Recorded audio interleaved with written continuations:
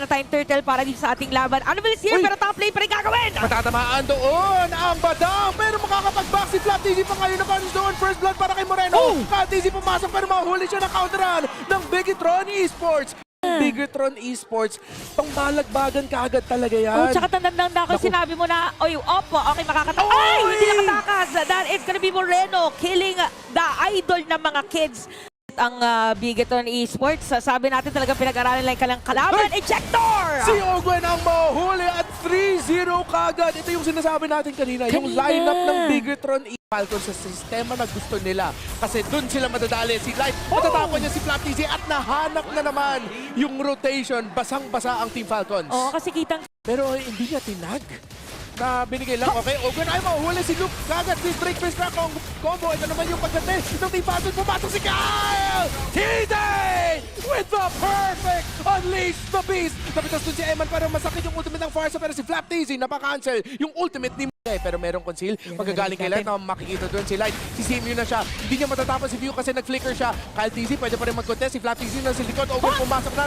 Nahuli doon si Luke. Pero si Emma na sa likod rin. Si Luke ang mapipitas. Ito na nga yung 1 set G now ang Team Falcons. It's a G for Team Falcons from 2K Gold Lead. Redmar naging 7. Nakita nila dito na okay na sa may gitna galing Iritel pero marireset. Ginamit yung Bender Dead Strike. Flap TZ ang mag-zone up. Itutuloy pa nga ba dito talaga na Bigetron Esports. Nagkamali yata ng bato. Ejected for that. So sabi nila Kyle TZ is go time para sa atin. Oh!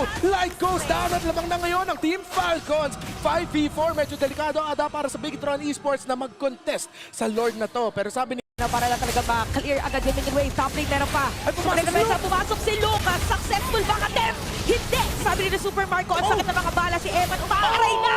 Tinamana naman dito ng Death Sonata. So double kill para kay Super Marco teams. Ramdam na ramdam natin na gusto lang gumawa ng play. Pero iwas-iwas sila. Ito na yung play na sinasabi. Napagandang pagpasok doon. Killing spree for Super Marco. Now a 3-0-2. Considering na talaga na una din yung Bigetron Esports, tingnan natin kung ano mangyayari. We have the Lord. Okay, Diretso magkakonsil. Ogwen, makakabot sa likod ata. Nakita niya si Annabelle. Kinasa pero hinintay si Light. At saka si Kaltigi dumiretso kay Moreno. Wala na kagad damage. Yung Bigetron, Luke and Light are out of here. Team Falcons makakakuha ng Lord. Si Eman hindi nakita ni Kaltigi. Alam ko po sa may gitna. Maliwanag na.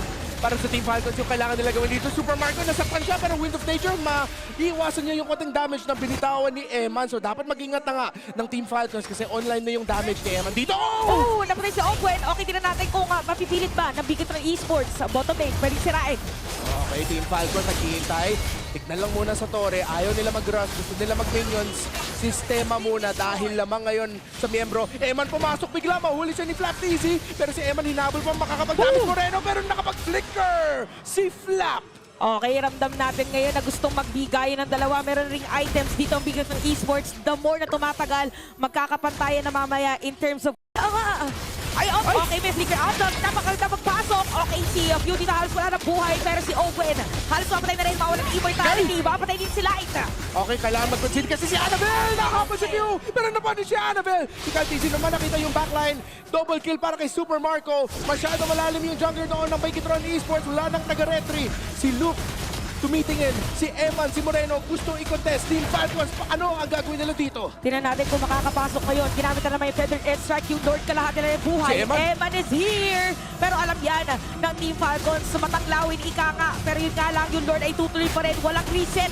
Walang reset na gagawin ang Team Falcons. Ang tapang ng Bigetron Esports. Ang tapang ni Eman. Si Ogren makikita naman. Ang isang miyembro, nawala si Luke. Pero si Eman na sa likod. Kaltisi may immortality pa. Mag-Wind of Nature na maaga. Super Marco, wala ng Wind of Nature. Si Eman na lang kontra sa 4 na miyembro ng Team Falcons. At mahuhuli ang Iritel.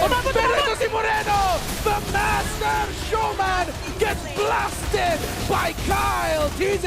Pero tuloy pa rin ang laban, hindi susukuan. Sabi nila na Team Falcons, nandito na si Annabelle, nakahanda kayong mga players na Team Falcons. Bouncing ball para kay Owen. Super Marco ay mawawala. Wala ng major damage dealer ang Team Falcons. Kailangan na ata mag-back dito ng Team Falcons. Pero si Annabelle na naman! Pero yung minions, sabi nila, sa amin na ito! What a game! Unang game pa lang yun.